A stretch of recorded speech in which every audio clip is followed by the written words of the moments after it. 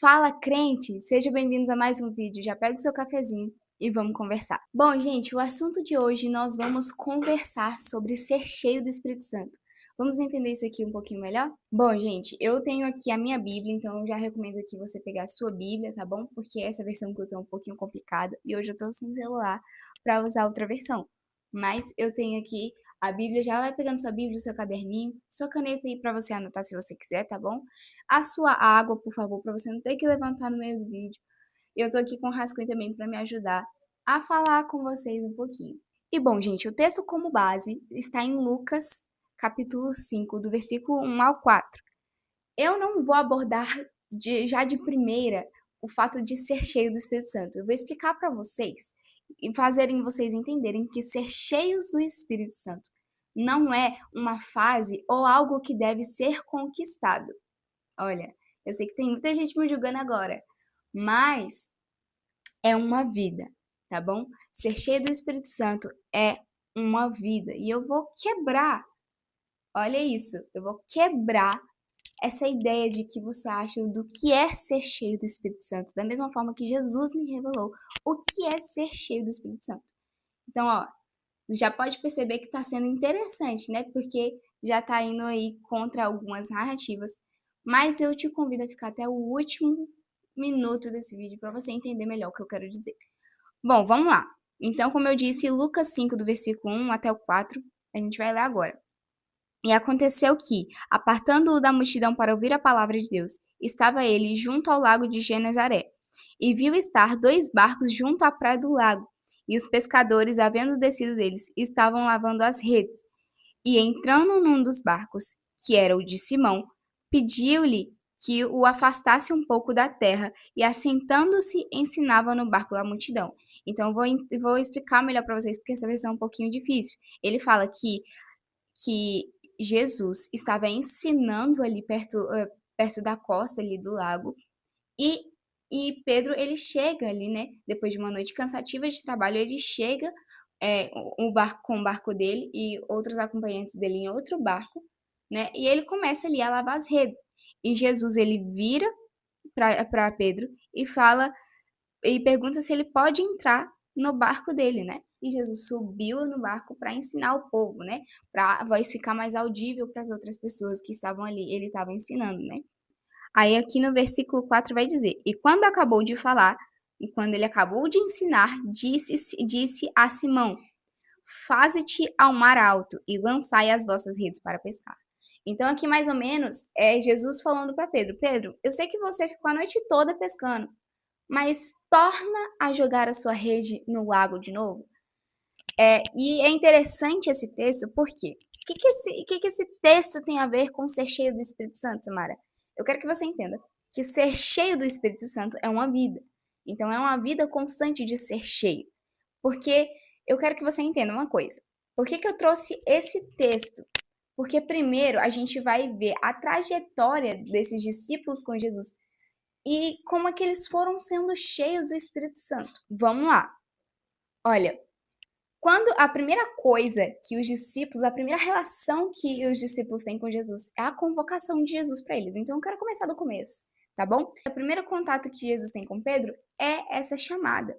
Então ele fala: Pedro, eu sei que você ficou a noite toda ali pescando, mas torna sua rede pro lago, eu quero que você jogue essa rede de novo. Ele fala: desculpa, professor, mas eu sei que você tem uma autoridade aí por estar ensinando a palavra, mas eu fiquei a noite toda pescando e se você falar para eu jogar a rede, não tem sentido, entende? Só que aí Jesus insistiu, ele falou assim: não, vai, joga, eu quero que você jogue a rede. E aí Simão, Simão não, perdão, até então era Pedro, né?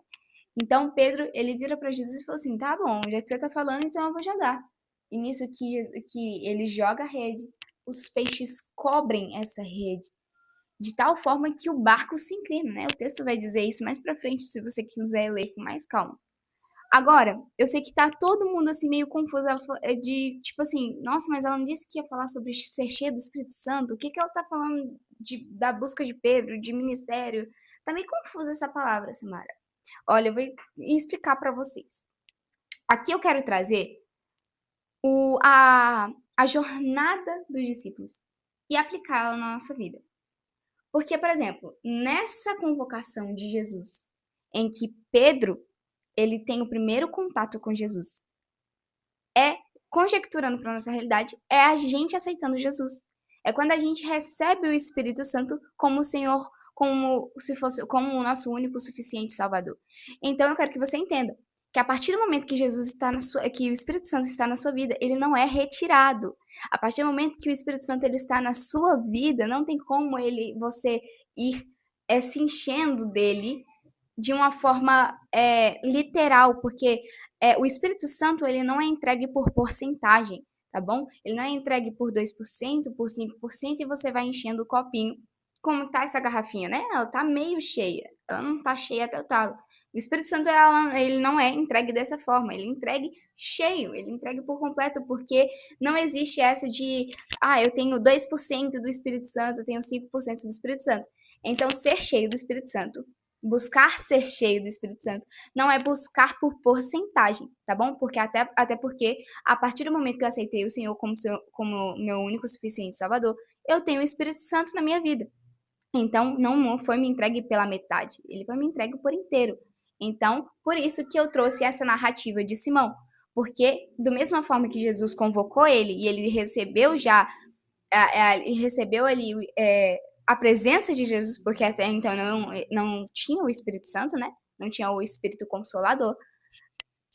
A gente recebeu o Espírito Santo, a gente recebeu Jesus como o nosso único e suficiente Salvador. Então vamos lá, aqui em Lucas 24, a partir do versículo 30, vai dizer: E aconteceu que, estando com eles à mesa, tomando o pão, o abençoou e partiu e lhe deu. Então, o deu, né? Abriram-se-lhes então os olhos e o conheceram, e ele desapareceu-lhes. Então vamos lá. Vamos contextualizar esse capítulo aqui de Lucas 24. É sobre a ressurreição, e logo depois, ali a partir do versículo 13, vai falar sobre os dois discípulos que caminham, é, é, que estão no caminho de Emaús. Então vamos lá. Nesse contexto, Jesus tinha sido crucificado para os nossos pecados, teve o plano perfeito de salvação, aconteceu o plano perfeito de salvação, e como eu disse, até então não existia o Espírito Santo. Porém, Jesus ele vai ter uma reunião com os discípulos antes do sacrifício dele, que vai dizer, que eu acho que, se eu não me engano, é na última ceia. Ele vai dizer assim: não temam.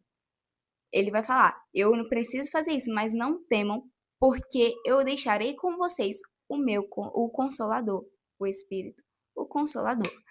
Que esse é o Espírito Santo que hoje temos. Nós não temos Jesus encarnado aqui, mas nós temos o Espírito Santo, tá bom? E a presença de Deus. E enfim, é isso que eu queria que vocês entendessem, porque a gente está falando sobre ser cheio do Espírito Santo, que é o Consolador que foi deixado para nós. Então vamos lá, Samara, me explica. Por que do nada você foi para Emaús? Me explica. Vamos lá. Primeiro a gente recebeu o Espírito Santo, né, que foi a convocação de Jesus, né, para Pedro, né? Agora Jesus ele convoca Pedro, mas na nossa realidade agora a gente aceita Jesus como nosso único e suficiente Salvador, para não apenas falar que nós somos cristãos apenas indo para a igreja, mas nós agora viramos discípulos de Jesus, onde nós aprendemos, temos experiências com Jesus e nós falamos de Jesus para as outras pessoas, certo? E essa foi a trajetória dos discípulos, né? Jesus convocou os discípulos, eles aprenderam com Jesus, falavam de Jesus. E aí, depois disso, vem o sacrifício de Jesus, que é nos deixar do Espírito Santo, o Consolador. Só que aí, nesse contexto de Emaús, os discípulos estão no caminho ali, indo para Emaús, né? No caminho de Emaús, exatamente, indo para Emaús, e eles estão ali numa tenda, e nesse caminho tá ali os dois discípulos, né? E aí vem um homem ali que está junto com eles. Só que eles não reconhecem que é Jesus, eles não reconhecem que é Jesus. E aí ele falou assim: olha, você não quer ficar com a gente? Porque já tá muito tarde. Não quer ficar com a gente lá na tenda? Vamos lá. E aí, beleza, eles estavam naquela reunião, partiram o pão para comer. E nisso que eles partiram o pão, os olhos deles se abriram. Os olhos deles se abriram. Eles entenderam que era Jesus. Só que aí Jesus desaparece. Samara, então o que você quer dizer com essa palavra? Eu quero fazer você entender que é o seguinte: eles foram convocados por Jesus, eles foram discípulos de Jesus, eles falavam de Jesus, mas eles só foram entender aquilo que é espiritual depois do partir do pão. Eles partiram o pão, os olhos deles se abriram para aquilo que era espiritual. Entenderam que Jesus ele morreu para um propósito, queriam que Jesus ficasse com eles ali, mas Jesus falou: olha, eu preciso fazer isso. Não temam, pois eu deixarei o Consolador com vocês, né? E aí os olhos deles se abrem e eles entendem que é Jesus ali junto com eles. E aí Jesus some. Então, eu quero que você entenda. O primeiro processo é a gente aceitar o Senhor como nosso único e suficiente Salvador. E o próximo, Samara, o abrir dos olhos, é quando agora eu crio maturidade espiritual. Eu sei que como eu quero ser do espiritual, eu tenho que ver coisas do espiritual. Crente, eu quero que você entenda agora onde você está. Olha, a Manu, ela tinha uma mania, quando a gente estava crescendo mais em Cristo, assim, no começo, a gente ainda continuou crescendo, mas quando a gente estava ali no começo da nossa caminhada com Jesus, ela falava: eu não vou orar para Jesus abrir a minha visão espiritual, não. Porque eu tenho medo de ver demônio, eu tenho medo de ver essas coisas, sabe? Eu não quero ver, eu não quero ver. E o que é normal, tá? Uma coisa que eu quero que você entenda: até o medo é uma brecha, tá bom? Então eu tomo cuidado com isso. Mas eu quero que você entenda. Uma coisa que eu virei pra Manu e falei: se eu não faço, escute, se eu não faço orações ousadas, eu nunca vou sair do lugar onde eu estou. Eu nunca vou avançar, entende? Então eu tenho que fazer orações ousadas, eu preciso fazer orações perigosas para alcançar aquilo que eu quero almejar, para aquilo que eu quero conseguir, entende? Mas você tem que ter a responsabilidade de entender por que eu estou orando. Por exemplo, Deus, faça o que o Senhor quiser na minha vida. Então eu tenho que ter a maturidade espiritual de entender que o que Ele quiser, muitas das vezes vai me desagradar. Muitas das vezes vai doer, vai ser um processo, vai ser uma luta. Então eu preciso ter a maturidade de entender que a partir do momento que eu oro para Jesus fazer a vontade dele na minha vida, eu estou orando para Jesus me desagradar. Entende? E isso tem que ser falado. Muitas das vezes virou um tabu dentro da igreja, mas tem que ser falado. Então, assim, eu quero que vocês entendam. Quando você vira para Jesus e fala assim: não, eu não quero que o Senhor abra minha visão espiritual. Irmão, você tem que orar para Jesus abrir a sua visão espiritual. Porque a sua visão espiritual não é só ver demônios, tá bom? A sua visão espiritual também está ligada a discernimento, a entender aquilo do que é de Deus, aquilo que não é, entendeu? Mas você também tem que entender que uma hora ou outra, se for da permissão de Deus, você vai acabar vendo ou uma pessoa endemoniada ou um demônio. Entendeu? Você vai ver. E eu quero que você entenda que muitas das vezes você vai ter medo. E é por isso que você precisa de uma liderança ali te cobrindo espiritualmente. Mas eu quero que você entenda também que as pessoas que são do espiritual, elas veem aquilo que é espiritual. Não tem como eu querer viver o espiritual pela metade. Entendeu? Então, assim, é óbvio que o espiritual ele não tá só ligado a ver demônios e anjos, mas eu quero que você entenda que é necessário que você quebre essa barreira, né? Porque às vezes Jesus ele quer te usar nessa área. Mas isso é assunto para outro momento. Então, eu quero que você entenda que agora a gente aceitou Jesus, né, como nosso único e suficiente Salvador, lá naquela passagem de Pedro. E agora nessa passagem do caminho a Emaús, é a nossa maturidade espiritual. Entende? A nossa maturidade espiritual. Agora, a gente vai para um ponto onde eu quero chegar com vocês, tá bom? Que eu quero que vocês entendam isso aqui, porque isso aqui é onde eu queria chegar na palavra. E antes de ler essa próxima palavra, né? Esse próximo capítulo, eu quero só fazer um adendo à passagem de Emaús, tá bom? A partir do momento que a gente aceitou Jesus, agora a gente tem uma maturidade espiritual. Eles, a partir do momento que tem uma maturidade espiritual, logo eles vão ter uma sede por um novo nível espiritual.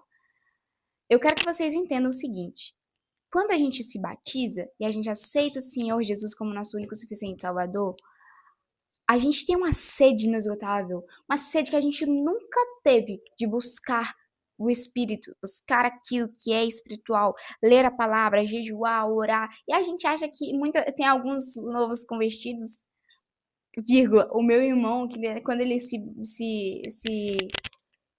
aceitou Jesus, a gente se sente muito poderoso, a gente acha que ah, o inferno não tem poder e, sabe, a gente sente uma força espiritual, a gente sente um vigor espiritual, a gente fala assim, a gente vai saquear o inferno e isso aí.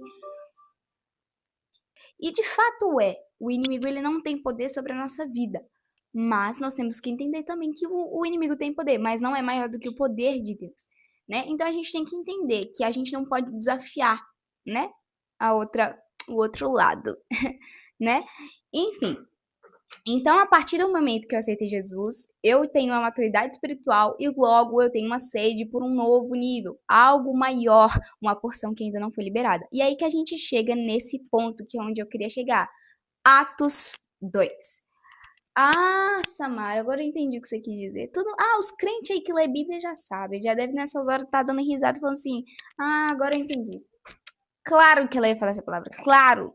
Então vamos lá, crente, vamos ler aqui, ó, Atos capítulo 2, do versículo 1 ao 4. Vai dizer assim: E cumprindo-se um dia de Pentecostes, estavam todos reunidos no mesmo lugar. E de repente, ouviu-se um som como de um vento veemente e impetuoso, e encheu a casa onde estavam assentados. E foram vistas por eles línguas repartidas como que de fogo, as quais pousaram sobre cada um deles, e todos foram cheios do Espírito Santo, e começaram a falar em línguas conforme o Espírito Santo lhes concedia que falassem. Samara, quando a gente recebe Jesus como nosso único e suficiente Salvador, a gente já não recebe o Espírito? E por que que aqui no versículo... Calma. No versículo 4 vai dizer assim: E todos foram cheios do Espírito Santo. Se ser cheio do Espírito Santo não é algo percentual, por que que nesse momento eles foram cheios? Então quer dizer que quando Jesus convocou Pedro e ele aceitou Jesus, ele não fez. Ué, Samara, como assim? Vamos lá. Como eu disse, eu estou conjecturando as passagens para o nosso dia de hoje, mas eu vou te explicar historicamente. Como eu disse, antes da morte de Jesus, não é que existia, já existia a criação do Espírito Santo, mas ainda não tinha sido liberado na terra o Espírito Santo. Depois que Jesus morreu, Deus deixou o Espírito Santo, o Espírito Consolador, para nós. Em Atos 2 aqui, Jesus ele já tinha sido crucificado e já tinha sido, como fala? Glorificado, tá bom? E aí, o que acontece? Quando hoje nós recebemos, nos nossos dias atuais, quando recebemos o Espírito Santo, quando nós aceitamos Jesus, nós já recebemos o Espírito Santo. Naquele tempo, eu acredito, tá bom? Que aqui eles foram batizados com o Espírito Santo. Lá na palavra vai dizer, na passagem que ali é onde Jesus é batizado por João Batista, ele vai dizer que vai vir outro após ele, que ele não é digno nem de tirar as sandálias, que vai batizar com Espírito e com fogo. E nesse momento eu acredito que eles foram batizados com o Espírito Santo, sim. Porque até aquele momento, antes da morte de Jesus, não tinha sido deixado o Espírito Santo, entendeu? Sobre a terra. Depois Jesus morreu, foi glorificado e o Espírito Santo desceu, entendeu? Então eu quero que você tenha, como fala, sensibilidade espiritual, como eu sempre falo. Então vamos lá. Agora, Samara, trazendo para os nossos dias, como é que funciona? Eu sou batizado nas águas e depois sou batizado no Espírito. Então eu sou só cheio depois de batizar nas águas? Será? Então vamos lá. Eu quero que vamos voltar desde o início um pouquinho. Vamos só entender então aonde a gente já andou. Eu aceitei Jesus como meu único e suficiente Salvador. Então, logo, eu já tenho ele no meu interior. Tenho ele por completo.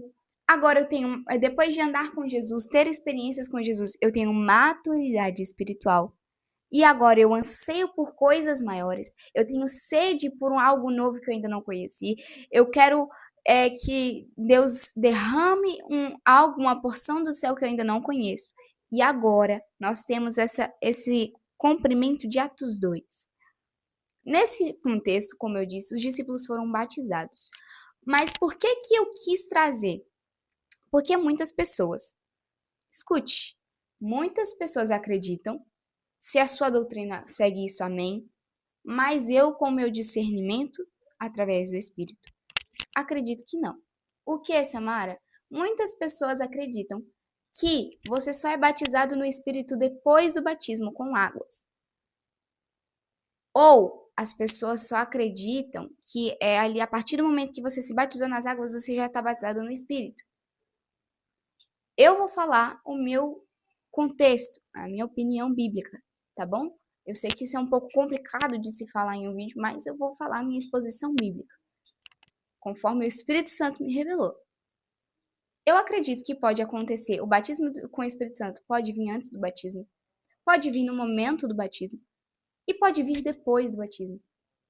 Para mim, eu acredito que pode ser das três formas. E eu não acredito, eu, Samara, não acredito que ser batizado nas águas seja um pré-requisito para você ser batizado no Espírito. Sabe por quê? Porque eu fui batizada antes de batizar nas águas. Eu vou contar um pouquinho do meu testemunho rapidinho para vocês. Eu não vim num lar cristão, eu me converti muito novo. Tipo, muito nova. Eu era criança, eu tinha uns 12 anos. Minha família se converteu e eu era muito nova. E eu tive esse privilégio, mas eu não nasci num lar cristão, entende? Eu não venho com essa base sólida. A minha mãe e o meu padrasto são da igreja, a minha irmã mais velha, o meu irmão mais velho do meio também é cristão hoje em dia, mas o meu pai, Amaral, o meu pai de sangue, ele não é da igreja. Então eu não tinha até então essa base sólida. Eu não nasci num lar cristão. Eu fui criada em um lar cristão. Então, assim, o povo fala, você era do mundo, seu pecado era dançar TikTok. Não, gente, eu realmente, eu não tenho, eu batizar nas águas, eu acredito que foi mais um anúncio público do que se arrepender dos próprios pecados, né, por eu ser criança quando eu me converti. Mas, enfim, o que eu quero dizer para você é que desde pequena o Espírito Santo me atraiu demais. Desde mais nova, sabe? Eu e a Manu, a gente sempre foi muito atraídas pela palavra. Desde quando a gente era mais nova, a gente queria saber isso aqui, sabe? A gente queria ler a Bíblia, a gente queria entender, a gente tinha curiosidade queria ir para a igreja mesmo porque a gente gostava. E eu gosto de dizer que isso não foi criação da minha mãe, gente, foi dom do Espírito, entende? Isso foi um cuidado de Deus com as nossas vidas. Desde muito nova, antes mesmo de eu me converter, eu sentia muita opressão maligna, sabe? Eu sentia alguém me observando, sei lá, gente, eu sempre fui muito do espiritual. Desde pequenininha via muita coisa do espiritual, se é que me entende, entendeu? Via muita coisa. E aí, desde pequenininha, eu e a Manoel, a gente sempre foi muito atraída pela palavra, a gente gostou muito de ler, né? Não é por muito, né? Que agora a gente vai fazer 18, a gente tem essa mente mais centrada, essa mente mais madura, essa mente que gosta da palavra. Modéstia à parte, totalmente falando. Então, desde pequena, Deus teve esse cuidado com a gente. E teve uma vez que Deus, eu falo que usou a minha irmã também para nos discipular, né? Aqui em Brasília. Eu cheguei na minha irmã e eu falei, maninha, eu quero ser batizada com o Espírito. No meu interior começou a surgir uma sede incessante de ser batizada com o Espírito Santo. No mesmo momento que isso foi no meu interior, foi no meu interior da Manu. É engraçado, né? E eu perguntei pra ela, como é que eu faço pra ser batizada no Espírito? Porque eu não sabia o que era devocional, entende? Não tinha sido me apresentado ainda o que é devocional, que era preciso fazer devocional, mas o Espírito Santo tinha me encomendado pra orar por isso. Gente, sem brincadeira, eu fiquei uma semana orando, orando, orando. Gente, eu nunca orei tanto na minha vida, porque eu queria muito ser batizada. Eu chorava pra ser batizada no Espírito Santo. Eu tinha, tipo, uns 12, 13 anos, alguma coisa assim. E acho que foi alguma coisa assim, gente, não me lembro. E aí, eu fui batizada da seguinte forma. A gente foi para um culto de domingo normal e a gente voltou pra casa e a gente tinha essa mania, né, de orar antes, tipo, nós três, eu falo, eu, a Manu e a minha irmã mais velha, orarmos antes de dormir. A gente dava as mãos, fazia uma rodinha e ia dormir. E nessa noite em específico, a gente fez normal, como se nada quisesse, e o Espírito Santo começou a nos encher. A gente orou, fez uma oração para dormir, e a gente começou a ser cheia. Eu comecei a chorar, comecei a chorar, comecei a chorar. E eu não conseguia parar de chorar. E, de repente, me veio algumas palavras na cabeça. Algumas palavras na cabeça, não na minha compreensão humana, mas eu sabia que era algo espiritual. E aí eu comecei a falar em línguas estranhas. Eu comecei a falar, falar, falar, falar, falar. E eu não conseguia parar. Eu não conseguia parar de falar. E Deus começou a usar Manu com 12 anos de idade para revelar coisas para mim que nem nós não sabíamos, que ela não tinha exposto para nós. E então a gente entendeu naquele momento que Deus estava nos batizando com o Espírito. Logo depois, Jesus usou a minha irmã mais velha para ungir as nossas cordas vocais, dizendo a ela que enquanto eu orava por nós, ela via uma imagem de anjos afinando cordas assim, sabe daqueles instrumentos assim de antigamente, aquelas harpas, como se fosse ele afinando nossas cordas vocais dessa forma. Então foi algo muito sobrenatural e algo em uma ocasião comum. A gente ia orar para dormir. Então, a gente teve esse batismo com o Espírito Santo com 14, 15 anos, a gente foi batizada nas águas. Então, assim, foi muito tempo depois. Então, eu não quero que isso seja um impedimento para você. Se você quer ser batizado no Espírito, busque. Tenha, assim, uma cobertura espiritual, óbvio. Busque os seus líderes, sua mãe e seu pai. Quem você tiver abertura e tiver uma maturidade espiritual, pelo amor de Deus, não venha comentar essa besteira, pelo amor de Deus. Entendeu? Porque tem uns jovens aí, gente, que quer ser batizado no Espírito, quer jejuar sem alicerce espiritual. Meu Deus, hein? Jesus. Tem jovem aí que quer ficar desabafando, quer ficar tendo opinião amorosa com gente que é solteira. Ah, gente, pelo amor de Deus, não vou nem entrar nessa pauta.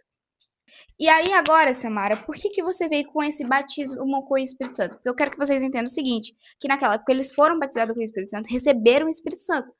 Mas hoje nós recebemos o Espírito Santo assim que nós aceitamos Jesus.